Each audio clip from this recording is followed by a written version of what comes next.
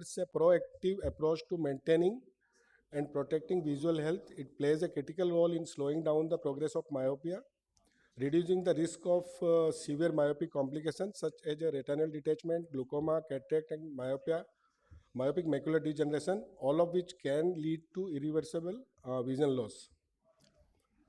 Uh, my part of this instruction course is the overview and epidemiology and the risk analysis of the myopia.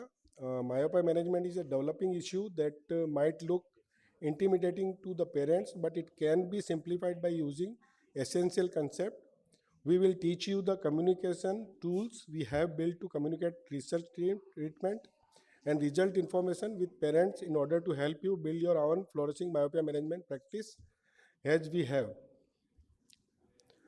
This is in this instruction course we will discuss overview, epidemiology and risk analysis, environmental and the behavioral adjustment to control myopia by Dr. Sanjeev Desai, and single vision and bifocal spectacle and contact lens by the Dr. Kavita Prasad, and the role of the low dose atropine by Dr. Ron Agassi, and ortho K by Chauhan sir, and myopic defocus and the DIMS, Halls and Cuberta glasses, role of it in the myopia management by Dr. Sanjeev Desai, and lastly setting up a myopia management practice and tracking the success by myself.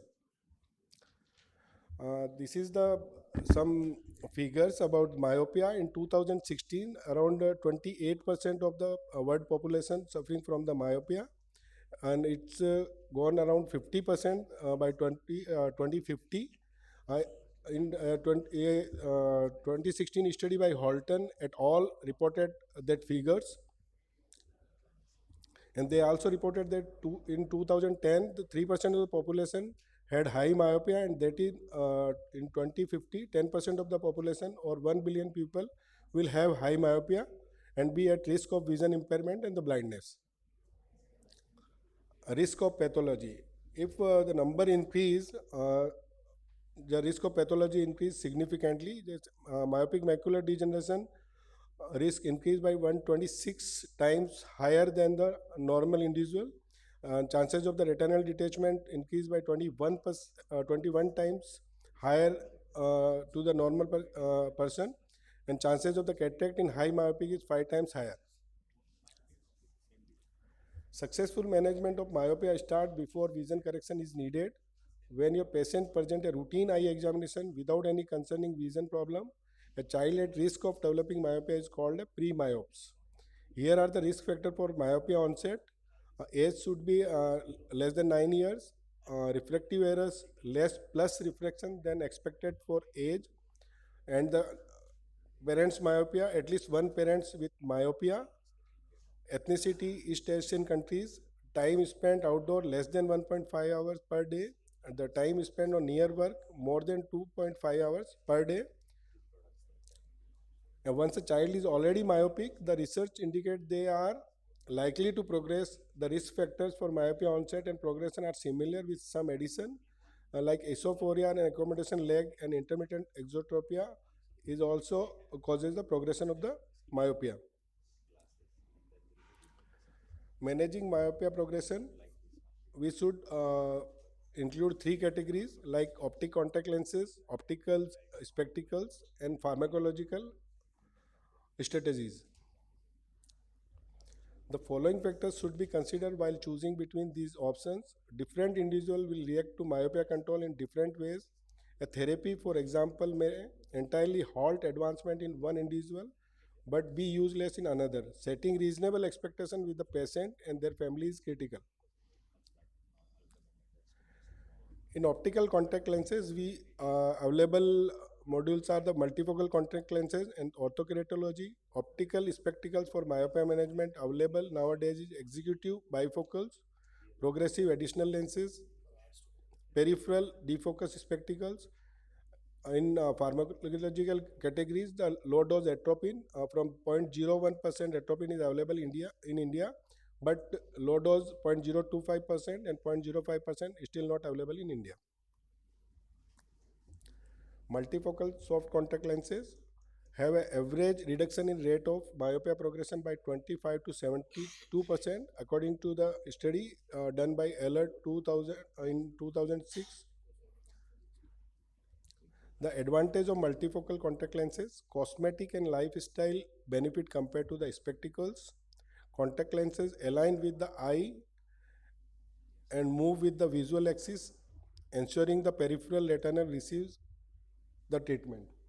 And disadvantage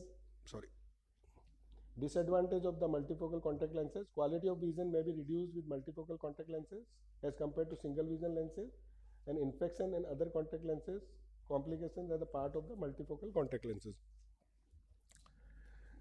In orthokeratology, average reduction in myopia progression is around 30 to 57%. Advantage of orthokeratology: no need for any optical correction during the day.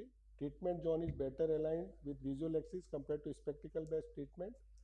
Disadvantage: increased risk of microbial keratitis compared to the daily wear contact lenses. Require minimum amount of myopia to induce myopia defocus at least -2 diopter. It is not suitable for myopia higher than -6 diopter and astigmatism more than -1.5 diopter. Visual quality may be reduced in those with large pupil and at night. With executive bifocal has average reduction in myopia progression is 39 to 51%. Advantage of executive bifocal: visual acuity is not compromised, suitable for most astigmatic prescriptions, good for those not willing for not suitable for contact lens, and may be more convenient and economical than other options. Disadvantages are: only few studies exist on effectiveness of myopia control in executive bifocal lenses, does not move with visual axis, which may affect compliance. Poor cosmesis could affect compliance, reduce visual field. Progressive additional lenses has average reduction in myopia progression around 11 to 33%. Progressive additional lenses has advantage: improved cosmesis compared to bifocal lenses, suitable for most astigmatic prescriptions. Disadvantages are: does not move with the visual axis, which may affect compliance. Limited myopia control, peripheral distortion may restrict visual field. Lastly, low dose atropine has an average reduction in myopia progression is 25 to 50%. Low dose atropine has advantage: it has high average level of myopia control, no near addition or progressive defocus required in the optical correction. 0.01% has no proven effect on axial length. Other disadvantage is child may require additional optical correction. Issue in commercially availability of 0.25 and 0.05% atropine, and potential side effect in some people like pupil dilation leading to photophobia, reduced accommodation leading to near vision problem. If progression is not slowed, then what to do? Check compliance factors such as wear time of the treatment, correct use of treatments, fit of contact lenses, spectacles, and comfort issue. Consider incorporating lifestyle advice. Consider a different treatment strategy. Consider combination therapy to improve the response to treatment. We can use combination therapy like atropine plus opticals, orthokeratology plus atropine, and contact lenses plus atropine. Track the progression. The progression tracking is a very important part of the myopia management. Review should be at least every 6 months or earlier. A cycloplegic refraction is recommended at the initial and annual visit. You can cease myopia control if the person's myopia has been stable for more than 2 years and they are outside the age of risk of progression.